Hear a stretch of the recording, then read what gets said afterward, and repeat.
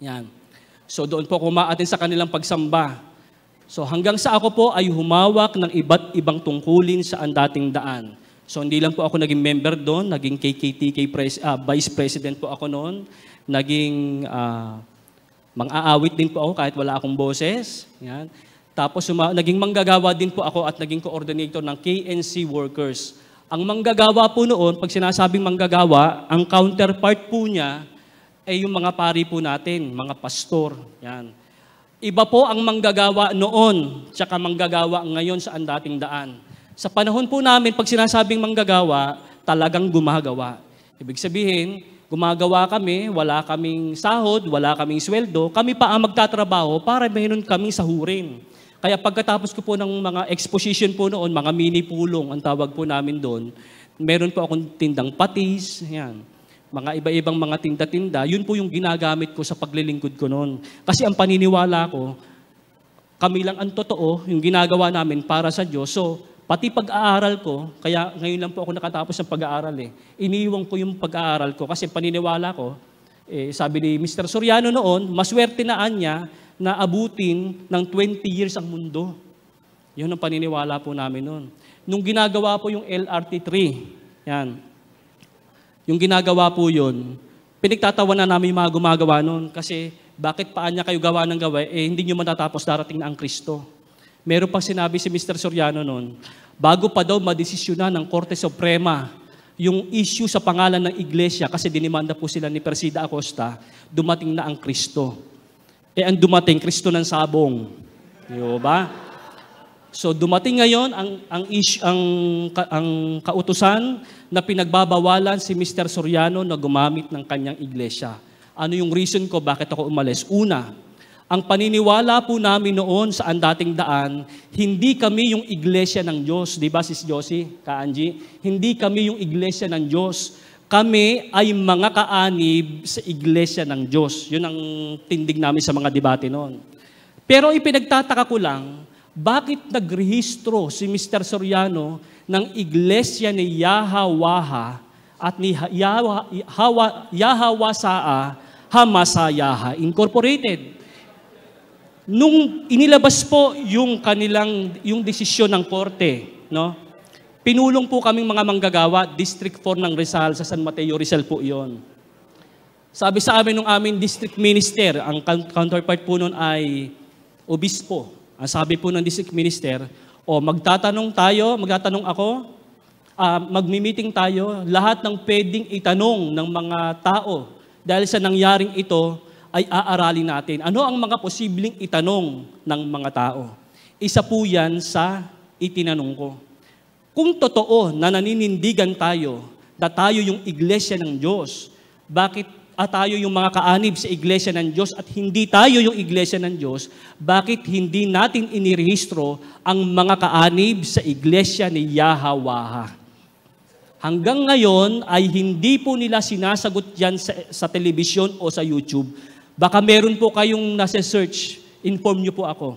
Wala po silang sagot dyan. At hindi po nila ngayon sinasabi yung kanilang rehistro na yon dahil ayon po sa mga nag-aral ng Hebrew, mali daw po yung translation ni Yahawasaa Incorporated. Ang nag-translate po noon si Ruth Soriano. Yan. Isa po iyon sa mga naging issue ko. Ano pa ang naging issue ko sa dating daan? Noon, kaya po ako umalis sa Haligit Suhay at sumama sa kanya dahil ang paniniwala po namin noon, ang sugo ng Diyos walang iba kundi si Nicolas Perez. Yan.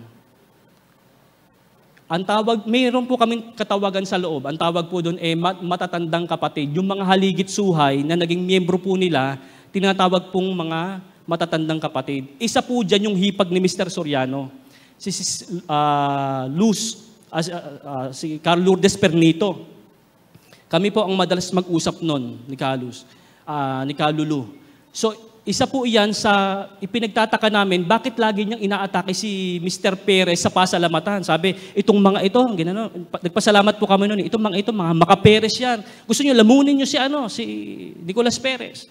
So, ganon. So, hanggang sa dumating ang pagkakataon, inunti-unti niyang baguhin ang doktrina ng dating daan. Isa po sa mga binago, hindi na po naabutan to ni Ka-Angie. Noon po sa Haligit Suhay, ang mga babae nila may belo. May belo. Pagka sila nananalangin. Nung umalis po si Mr. Soriano sa Suhay, nagtayo ng ang dating daan, yung mga kaanib sa Iglesia ng Diyos kay Kristo Jesus, early 1980s, meron pa po yun. Meron pa pong belo. Pero ilang buwan lang, tinanggal na. So kung napansin niyo po, pabago ng pabago ang doktrina ng samahan ng andating daan. Isa po iyan sa, ninote ko po kasi baka makalimutan ko po. Ayan. Yan. At ito'y binabanggit ko rin kanina. Mahigpit po si Mr. Soriano pagdating sa abuluyan sa amin. Totoo po yon na hindi siya humihingi ng abuluyan sa mga, ng koleksyon sa mga hindi kapananampalataya. Bawal na bawal daw kumuha ng abuloy malibang araw ng linggo. Di ba ka Angie, ka Josie? Yan. Pero natatandaan ko po noon, nagpasalamat po kami sa Pampanga. 2 araw po yon, Sabado at Linggo. So ang ginawa po namin noon, nagkaroon kami ng pagsamba araw ng Biyernes. So tinatanong ko, bakit tayo nagkaroon ng abuluyan ng araw ng Biyernes? Kung naninindigan tayo na unang araw lang ng Sanlinggo ang pagsamba. Sa dating daan po kasi, yung Sabado, paglubog ng araw, yun po ang itinuturing nila na linggo. Pero nagkaroon po kami ng pagsamba ng Biyernes doon sa Pampanga. Hanggang ngayon, hindi po iyan sinagot ni Mr. Soriano. So ang ginawa ko po noon, dahil alam ng mga kasama ko, ang lalakas magbigay ng abuloy ng mga miyembro na ang dating daan. Kilala po nila si Kavictan. Si Kavictan, isa sa pinakamayamang miyembro ng ang dating daan. Na nung si Carl Lourdes Pernito ay naging iglesia at naging kasakasama ko po noon sa Central, sinabi niya po sa akin, ito palang si Kavictan ay pumipila na ng munggo sa pasalamatan. Yung munggo para po yun sa mga dadalo na walang pera. Pero si Kavictan, ubos sa idna yung kanyang kayamanan. Pumipila siya dun sa munggo. Ako po ay naawa sa mga nakasama ko dung malalakas mag-abuloy. Pagkailangan po ni Mr. Soriano, meron po kaming tinatawag na cut-off system. Halimbawa, mga kapatid, dinimanda ko ng iglesia, kailangan ko na 1 milyon. Kami ay iikot sa San Mateo. Kinabukasan, meron kaming 1 milyon. Meron ganon. So, napakalakas nilang mag-abuloy. So, sabi ko, aalis ako sa dating daan. Aalisin ko yung mga nasama ko. Kung saan kayo gusto nyo pumunta, bahala kayo. Aalisin ko kayo dyan. That time, yun po yung pagkakataon na ako po yung nagsuri sa doktrina ng Iglesia ni Cristo. Ayan. Ako po nainganyo noon sa kanilang doktrina na oneness, kakaibang oneness. No? Na ang Diyos Ama, may isa lamang Diyos Ama, si Kristo, walang pag-aaral, tao kaagad. Pag sinabing Diyos Ama si Kristo, ay Diyos Ama, ang Diyos Ama ay isa lang, matik na si Kristo tao. Hindi na nila sasabing anghel, propeta. Pag sinabing Diyos Ama, Diyos yan, matik na tao kaagad si Kristo. Kasi kapag ka naging Diyos pa si Kristo, dalawa na. Ganun sila magbilang. Kaya delikado yung makaunawa ng kasulatan eh. Dahil sa Biblia, ako at ang Ama iisa, hindi nila naintindihan yun. Diba? Sabi ng Diyos, sa 5, upang ang dalawang laman ay maging isa. Hindi nila naiintindihan yun. Kasi kung magbibilang sila, ay yung pagbilang ng bilang talaga nila. So yung ibang pagbilang, hindi nila naiintindihan yun. Yeah. Ngayon, ako po ay nagsuri sa Iglesia ni Cristo. Ako po ay naging kaanib niyan sa Iglesia ni Cristo from 2005. Napanood po ng the late Eranio G. Manalo yung aking interview sa TV. Pinatawag po ako. Doon po nagpasimula na ako po ay kinupkop sa pabahay ng iglesia. Noon po napakaswerte ko noon. Para akong tumama sa loto. Bakit? Kami po noon wala kaming binabayaran kuryente. Wala kaming binabayaran tubig. Meron po akong kasama noon sa bahay, pinaalis. Dahil hindi daw marunong magluto, inilagay yung marunong magluto. Doon po ako kumakain. So, maliit po ang sweldo doon sa pinagtatrabahuhan ko. Pero hindi pa ako kinakapos kasi binibigyan ako ng mag-asawa. Si KRD, si Katene. Sabi ko nga po, kahit po ako maging Katoliko, hindi po ako magsasalita ng masama kay KRD Manalo at kay Katene Manalo. Kasi malaki po ang ginawa nila sa akin na kabutihan. Tinatanong ko pong kabutihan iyon. Pero iba, pag pag-uusap ay doktrina. Ibang usapan yan. Marunong akong tumanong ng utang na loob, pero alam ko kung hanggang saan ang limitasyon ko. So, tumatanaw ako ng utang na loob kay KRD, sila po ang nagpalibing sa tatay ko nung panahong iglesia pa po ako. Pero pag pinag-usapan na ang aral, maghihiwalay muna tayo. Yan ang ano ko po noon. So ako po ay nag-aral ng pagkaministro sa iglesia sa loob ng 3 to 4 years, kung di po ako nagkakamali. 10 days na lang, ako po ay magiging 4th year na. Meron po silang pre-college, then 5 taon, then okay ka na, manggagawa ka na sa kanila. Ako po ay 10 days na lang, ay 4th year na. Kaya lang nagkaroon ako ng tanong. Tinanong ni brother yun eh. Nagkaroon ako ng tanong sa mga ministro. Kasi may paniniwala po kami na ang simula daw po ng huling araw ay yung July 27, 1914. Yan daw po ang simula ng huling araw, di ba ka, Angie? Yan. Ngayon, meron ako nabasa isang sita sa Biblia. Ang nakalagay po doon, ang Diyos na nagsalita, Hebreo 1:1 hanggang 2, ang Diyos na nagsalita ng unang panahon sa ating mga magulang, sa iba't ibang panahon at sa iba't ibang paraan, ay nagsalita sa atin sa mga huling araw na ito. Yan. Nagsalita sa atin sa mga huling araw na ito. So ang tanong, kailan ba talaga nagsimula ang mga huling araw? July 27, 1914 o nung panahon pa lang ni Apostol Pablo? Di po ba? So tinanong ko po yan sa aking tagapagturo hanggang sa namatay yung isa ko pong tagapagturo. Namatay na rin si KRD, pero hindi po nila sinagot yan sa pasugo. Meron silang sinasagot sa internet. Pero ako po, wag po kayong pakatitiwala na yun nga ang talagang vlog ng iglesia. Kayo naman ang naging saksi, mismo sila nagkakatalo sila. Di ba? Magulang sa anak, di ba? Kaya wag may mga fake na ano po dyan, na mga account, mga vlog, wag po kayong. Pero maganda na rin siguro pag-aralan siguro yung mga sinasagot nila. Pero sa pasugo, wala po akong matandaan na sinagot po iyon, yung simula ng mga huling araw. So dyan po ako tinawag. Paano naman po ako tinawag bilang isang seminarista? Ako po ay seminarian ng Our Lady, Order of Augustinian Recollect. But ako po ay, nag-request po ako ng leave. Nagpapasalamat po ako sa mga nanalangin po sa akin. Ako po ay nakaraos na sa aking operasyon. Lalaki po. Joke lang po. Nagpapasalamat po ako kasi tinanggalan po ako ng, abdo. Yan po. Wala na po akong abdo, wala na rin po ako appendix. Puso na lang po talaga ang natitira sa akin. Yan po. So, yun po. So, paano po ako bumalik into Catholic? Dati pong nag-share po ako sa CFD Manila, may nagtanong, maliwanag yung iyong batayan. Paano ka naging Iglesia ni Cristo? Paano ka nagdating daan? Bakit ka umalis sa kanila? Ano yung batayan mo? Bakit ka umalis bumalik sa Katoliko? Ito na yung sagot ka, Anjing, iniintay nyo. Una, kung Biblia po ang pag-uusapan, wala pong sino man ang makatututol, kahit anong sekta pa yan, doon sa nakasulat sa Mateo 16:18. At sinasabi ko naman sa iyo na ikaw ay Pedro, at sa ibabaw ng batong ito ay itatayo ko ang aking iglesia, at ang mga pintuan ng Hades ay hindi magsisipanaig laban sa kanya. Kaya ang tanong dyan, Brad, sino ba ang founder mo? Meron tayong record sa SEC, the founders of this association are 1, 2, 3 Felix Manalo. Ang dami nila dun eh. Di po ba? Mr. Soriano, mga kaanib, sabi nila, hindi daw, ang tinatag daw niya ay yung mga kaanib.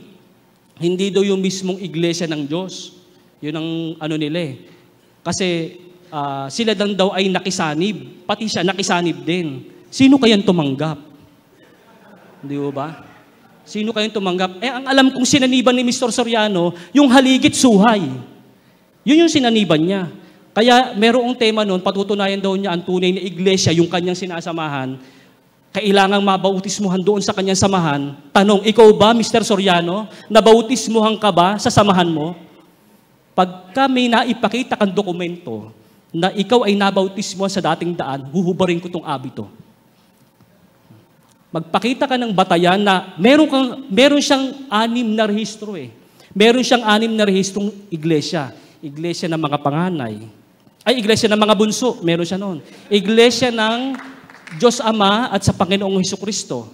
Meron siyang, or iglesia ng mag-ama, may ganon. Magtsuhin ata, mag-amain ata yun, hindi ko alam. Basta may ganon pong mga rehistro eh. O, ganon. Pero magpakita siya na kahit isa lang doon, nabautismuhan siya. Kasi ang maipakikita ko, nabautismuhan siya sa haligit suhay. Ang nagbautismo kay Mr. Soriano, yung nakaaway niya, yung founder ng iglesia, kabanal-banalang iglesia ng Diyos. Diba? Yun yung kanyang yun doon siya nabautismuhan. So, kaya atake siya na atake sa INC. Yung pala, sabi niya, si Felix Malalo, hindi naman anya na nabautismuhan. Siya din naman pala hindi nabautismuhan sa kanyang samahan. Diba? Si Sanji, ayan. So, yan. Kaya pag kami magtatanong sa inyo, sino ba founder mo? O ngayon, hamunin nyo Simbahang Katolika. Sino founder? Wala pang Biblia, may simbahan na. Di po ba? Bakit? Isa po yan sa batayan ko eh. Noon, ang dami kong pong sinabang relihiyon. Lahat yan sola scriptura. Pag wala daw sa Biblia, walang kaligtasan. Pero merong isang talata sa Biblia na hindi nila kayang tutulan. Yung paborito naming sitas, unang Timoteo 3:15. Ang sabi po doon, ngunit kung ako'y magluwat ng mahabang panahon, ay upang maalaman mo kung paano ang dapat sa mga tao na ugaliin nila sa bahay ng Diyos, na siyang iglesia ng Diyos na buhay at haligi at suhay ng katotohanan. Gusto mo ng katotohanan? Pumunta ka sa simbahan. Pumunta ka sa bahay ng Diyos. Yung iglesia ng Diyos ang haligi at suhay, haligi at saligan, o kung ano pa man yung pinag-aawayan nila dyan, the pillar and the ground of the truth, yung simbahan. Wala pang Biblia, may simbahan na. Kaya kung gusto mo ng katotohanan, kaya naalala ko yung sinabi ni Father Abe, yung Bere Agustinian po yun eh. Naalala ko yung verse, yung sinabi ni St. Augustine na lumabas ako para hanapin kita, pero hindi kita nakita. Kasi ikaw pala ay nasa loob ko. Yun yung sinabi ni St. Augustine. So, ako ganun ang ginawa ko. Kasi ang paniniwala ko, walang tunay na Diyos dito sa Katoliko kasi lumuluhod sa mga Diyos-Diyosan. Yan. Lumuluhod sa Pero tanggap namin lumuluhod kami sa tagapamahalang pangkalahatan, pagka-ordinasyon. Okay lang yon. Pinakita ko nga sa kanila yung yung picture. Ayaw nilang maniwala. Meron po kasing mga iglesia talaga na ayaw nilang maniwala na meron talagang monumento sa loob ng sentral. Ayaw nilang maniwala. Kung hindi ko pa sinend kay Sis Angie yung picture, hindi siya maniniwala eh. Sabi ng mga iglesia, hindi naman namin sinasamba, hindi natin pinag-uusapan yan kasi kung maka-atake kayo sa Katoliko, marami kayong Diyos-Diyosan. Meron kayo niyan. Kayo ba wala? O meron din kayo niyan. Kung yun nga yung talagang sinasabi nyo sa amin. Meron din kayo niyan, kung yun nga yung pinupukol nyo sa amin. Kayo ba, wala. Meron pa nga mga ganyan miniature eh. Diba? Meron po nun eh. May isang kumuha po nun si Sis Crispy. Yan. Meron nun. So yan po yung naging batayan ko. So, may mga bagay, sabi nga po sa 1 Thessalonica 2:15, kung hindi po nagkakamali, ang pagtuturo ng mga alagad ng Diyos, ng mga pare, ay hindi lamang sa nasusulat, kundi sa pananalita. Kasi po, hindi naman lahat pwedeng letrahan. Wala kang mababasa sa Biblia na maligo ka araw-araw. Hindi ba? Pero pagka ginanap mo ba yun, nagkakasala ka? Hindi. Hindi naman na kailangan kasing sabihin yun eh. Merong pagtuturo, yan ang kakaibahan po natin sa ibang sekta. Hindi po sila relihiyon, sekta, denominasyon. Kahit anong ipilit pa ng ibang relihiyon, ibang sekta na sila daw ay relihiyon na dahil malaki na daw sila, kaya na daw nilang mag-walk ng ilang ay hindi yan. Sekta pa rin po yan ng isang ng Kristyanismo pero po. So iyan. So ang pagtuturo hindi lamang sa pamamagitan ng sulat kundi sa maging pananalita. Kaya meron tayong sinabi po kanina, di po ba? May oral tradition, meron din po tayong written tradition. Yan po. At siguro lastly po, baka meron po kasing gusto yan. Yung karapatan, siguro, karapatan ng nagtataka lang ako, saan kaya kinuha ng mga relihiyon na yon yung karapatan ng pagtuturo? Magpunta ka kay appointed son of God, Siya kasi pumunta ng bundok, 3 days, walang kain-kain, walang tulog-tulog, yun yung kanyang karapatan. Punta ka naman sa Marikina, hindi rin siya kumain, nakakita naman siya ng liwanag. Sabi ko naman, ikaw ba naman na walang kain ng 3 araw, wala kang liwanag na, di ho ba makita? Ganon din naman nangyari dun sa Central, sa Diliman. Hindi rin kumain, hindi rin uminom. Uso talaga yung ganon no? Walang kain-kain. Meron pa ho bang hindi kumakain? Baka may ibang liwanag po kayong makita. Yan. Doon nila kinuha yung kanilang karapatan. Pero yung karapatan natin, maliwanag po yung itinuro sa atin ni Father Abe, galing sa Diyos, mula sa mga apostol, yan. Walang hanggang pagkasaserdote ni Melkisedek. So yan po ang karapatan natin. Walang sino man ang pwedeng kumuha ng karapatan na yan. Ngayon, in line with the vocation. Siguro po, isa sa pinagpapasalamat ko, paano nga ba ako naging ano? So, share lang po ito, siguro mga 1 minute and 1 hour. Okay, joke lang. Paano po ako nakonbinse? So meron po ako mga scriptural, lately ko na lang po kasi na yung scriptural basis ko Pero paano po yung sabihin kong kakaiba o kakatuwang nangyari nung ako po ay ma-convert into Catholic? Bakit po ako ngayon naghahangad na maging isang pari? That time po, ako po ay member ng debating team ng iglesia. Kami pong dalawa ni Sis Crispy Perez, ang trabaho po namin doon, by the power na ibinigay sa amin ni Rizalito Ocampo, na kayo ay maging katulong ng debating team, gagawa kayo ng tanong. So yung mga tanong, aaralin namin. So gumawa ako ng tanong, mga ganyan. Yun yung ginagawa po namin. Pero that time, binigay po sa akin yung magazine ni Father Paul. Yan po ang umpisa, yung magazine ni Father Paul.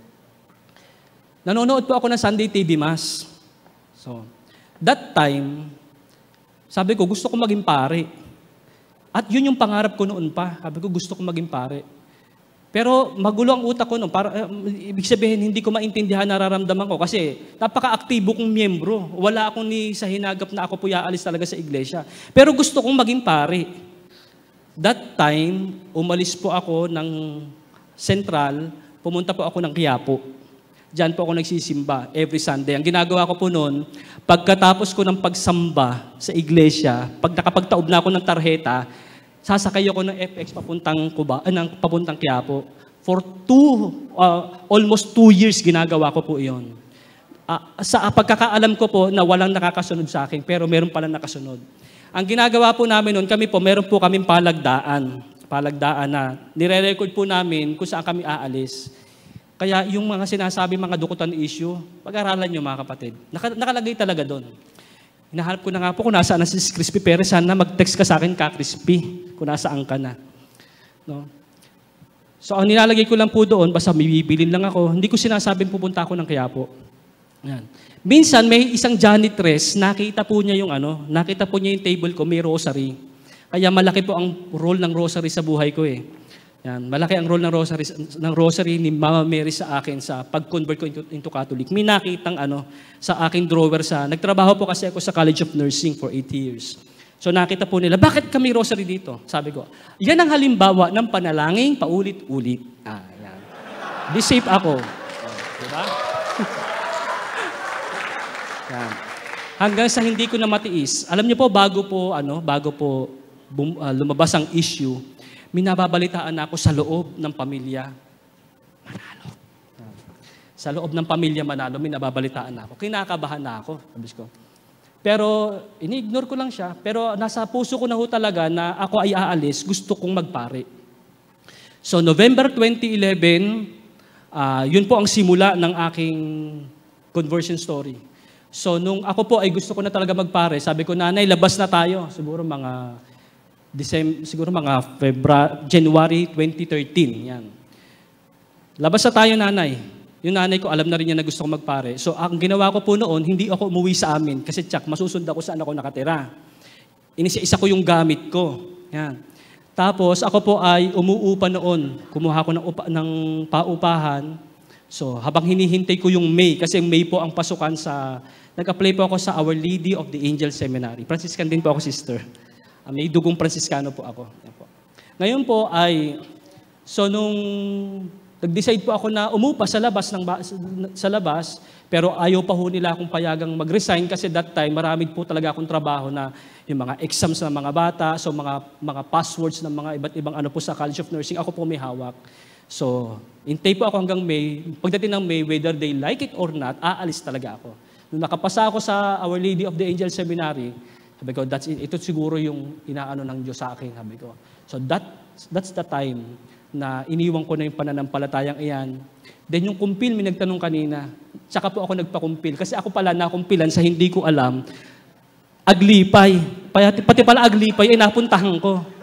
Yan. Kaya after po noon, hinahanap ko yung record ko, bakit wala akong kumpil. Yung pala, aglipay pala ang nagkumpil sa akin. So kumpil po ako dyan sa St. Michael, the Archangel sa Malacanang. Diyan po kano. So, yun po sa awa po ng Diyos.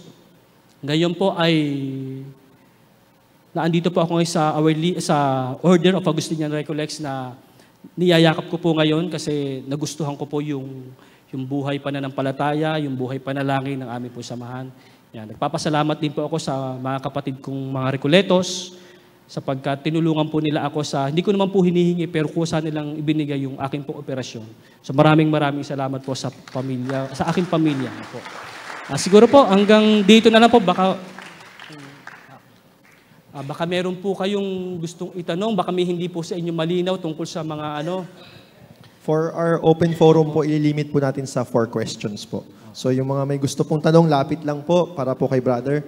Pila na po tayo para mas mabilis po. Pagka hindi ko po kayang sagutin, andyan po si Brother Melchor. Kasama ko po yun sa debate sa Novaliches. Kaya sagutin, brother. Okay. Matagal ka sa INC, di ba? 8 years po. Kapag ka ang isang Katoliko namatay at gihaya ba, kanang ang tawag doon? Tagalog? Binurol, ang makikita mo, crucifix, di ba? Apo. Pero kapag ang Iglesia ni Cristo namatay, bakit ang inilalagay ibon na ribulto? Ay, isa pa ho yun, di ba? Bakit? Opo. Yun ang tanong. Ano po kasi yun eh. Pero ang naglalagay lang naman po niyan, yung amuraw, kung di ako nagkakamali. Kasi yun lang po yung mga kapatid po nila eh. So siguro, hindi ko rin po alam, yung po kasing ibon, sumasagisag sa kanilang sugo. Ibong mandarambong po ba tawag doon? Hindi ko po hindi ko po alam eh. So, yun po siguro. Alam niyo po, ang naalala kong ibon sa Apokalipsis, yung Babylonia naging tirahan ng mga karumal-dumal na ibon. Kaya mag-ingat kayo sa mga nagpapakilalang ibon sa silangan. Yan. Mga ibon, mga ganun po. Second question po. Lapit lang po. Hello po. Opo. Ako nga po pala si Lorenzo De Jesus sa Las Piñas po, Bambo Organ Parish po. So sa ano po, meron lang po sana ako, hindi po siya tanong, pero gusto ko pong makahingi ng tip. Opo. Kasi yung kaibigan ko po, nakuha ng ang dating daan po. So sa ano po kasi sa Las Piñas po, mag-isa lang po yung parokya namin na nakatayo doon. Ako lang po yung, kahit po unofficial CFD ako, ano po, proud ako na nakakapagturo ako historically, traditionally, yun po, and scripturally sa mga kasamahan ko po na mga kabataan sa amin. So, doon po kasi sa amin, laganap po talaga kasi sa bawat kanto po may Gateway Church, hindi ko na po alam kung anong church yun, mga ganun. So, may kaibigan po ako na tumigas yung puso niya dahil nga po sa nakaano siya sa dating daan. Ayun nga po, hindi na po siya yung dating siya. So, nag-iba na po talaga siya. Tapos, sinisisi niya po yung simbahan. Bakit daw po? Bilang lang daw po yung mga natuturuan. Tapos, kung bakit daw po, tayo lang daw po, sinisisi niya po yung kaparian. Kung tayo lang daw po yung natuturuan ng mga doktrina, ganun po. So, gusto ko lang pong makahingi ng tip kung paano po siya mababalik sa pagiginaw. Kasi, I cannot bear it na madepensahan ko yung sarili kong simbahan kung yung sarili kong kaibigan hindi ko po madepensahan. Yun po. Salamat po, Brother Lorenzo. No? Siguro sinasabi niyong tayo nagtuturuan, total batas naman ng Biblia yun eh. Mangag-aralang kayo sa isa't isa, sabi sa Efeso. Ngayon, ako po ay isa ring naturuan. Yung naturuan ko, yung itinuro po sa akin, hindi rin po galing din sa isang tao. Galing po ito sa simbahan. Sapagkat ito po ang huwag niyong aalisin sa isipan niyo, mga kapatid. Ang simbahan lamang ang makapagtuturo ng buong katotohanan. Ang simbahan, ang haligi at saligan ng katotohanan. Pagka ang isang tao ay umalis sa simbahan, asahan niyo, ang makukuha niyang katotohanan, partial truth, hindi buo. Ang salita ng Diyos, sinasabi sa awit, ang kabuuan ng iyong salita ay katotohanan. Kaya wag po kayong magtaka, merong totoong sinasabi ang iglesia, hindi naman lahat. Baka 0.005%, mga ganon. Meron din naman tinuturong totoo ang dating daan, ang iba't ibang sekta. Pero ang tanong, sino ang nagtuturo ng buong katotohanan? Wala silang magisterium, wala silang Santo Papa. Sino magtuturo sa kanila? Ngayon, ang tanong, bakit pinapagmamatigas ang puso? Bakit pinagmamatigas ang puso? Alam nyo, saksi dyan si Sis Angie. Si Sis Angie, ang ganda ng pagsasama nila mag-asawa. Sis Angie, pasensya na ha. Yan. Hiwalay sila. Hindi sila, magkasama sila sa bahay ngayon. Kaya lang, parang hindi sila mag-asawa. Yung lalaki, dating daan. Si Sis Angie, iglesia. Kaya naging panata ako sa buhay ko, pag ako naging pare, walang mag-asawang maghihiwalay ng dahil sa relihiyon. Yan ang pangako ko sa Panginoon. Yung pinuntahan namin ni Brother Melchor, muntik na rin maghiwalay yun. Yung kaibigan namin si Brother Mike, yung kanyang asawa, yung babae, dating daan, si Brother Mike ayaw umalis sa pagiging Katoliko.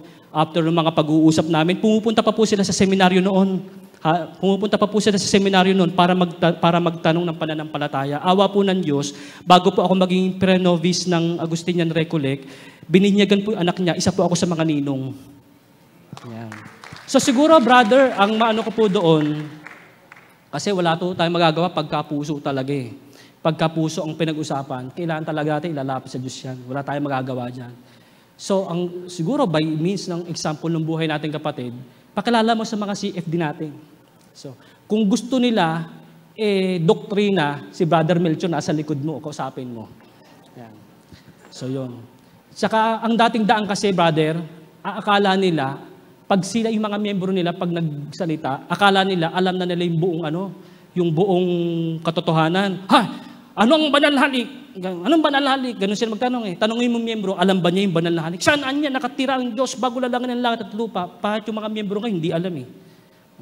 Ewan ko si Josie kung alam niya na yung turo doon sa Mahilig sila magpakita na akala nila ang galing-galing nila.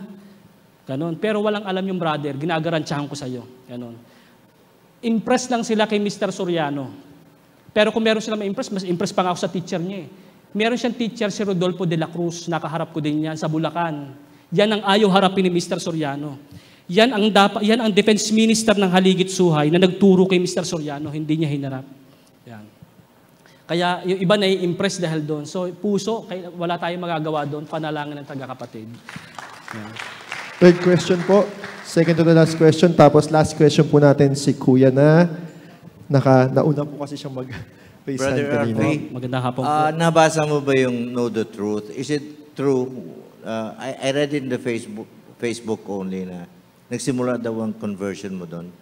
Sa Know the Opo. Truth magazine. Opo. Thank you very much. May dala ako dyan, 70 pages. Ayun po. Kasi kami nagsimula noon eh. Hindi Opo. ako nagyayabang. When si Tesado is here, it was his books, no? That was used, si Father Paul para imbadan. Apo. Ako at saka si Wency. Wency, can you stand up, please? Wency. You know, this guy is fantastic. Grabe ang armor rin yan. Apo. And Wendell can attest to that. You know, he has those books.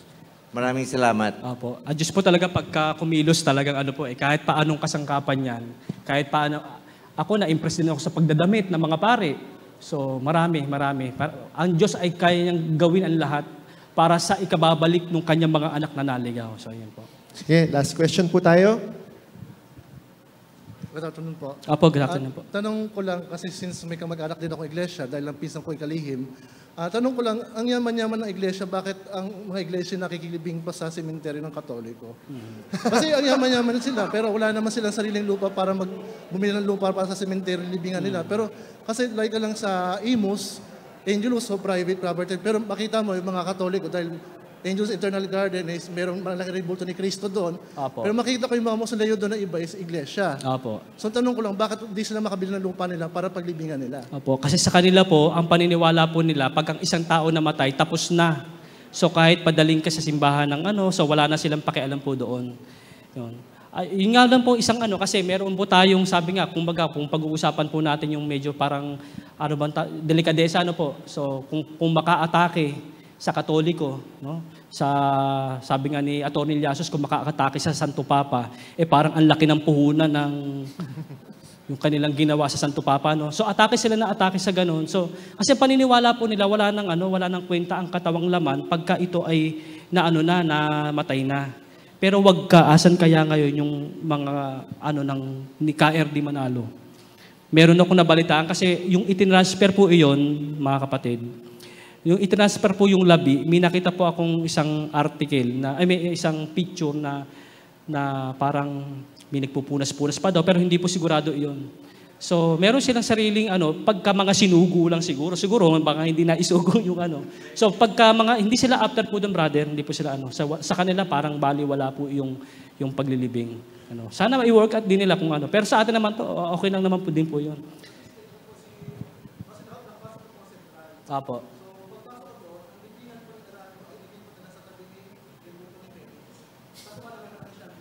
Opo.